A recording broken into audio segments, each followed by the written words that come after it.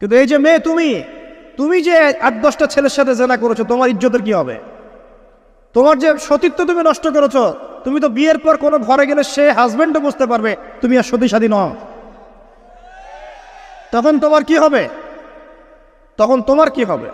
আর এটা যে এত ভয়াবহ মহামারী আকার ধারণ করেছে না, যে অনেক ক্ষেত্রে দেখা যায় স্বামী অফিসে যাওয়ার সাথে সাথেই বয়ফ্রেন্ড বাসায় হাজির। এই যে বাক্সে বাক্সে বন্দি জীবন বললাম, বাক্সে বাক্সে বন্দি ফ্ল্যাটের ভিতরে তো ঢুকলে আর বোঝা যায় না ভিতরে কি হচ্ছে। কত ফ্ল্যাটে যে জেনা হয় এখন এই শহরে, আল্লাহ ভালো জানে। এই ফ্ল্যাটের প্রত্যেকটা ইঞ্চি ইঞ্চি মাটি আল্লাহর কাছে সাক্ষী দিবে।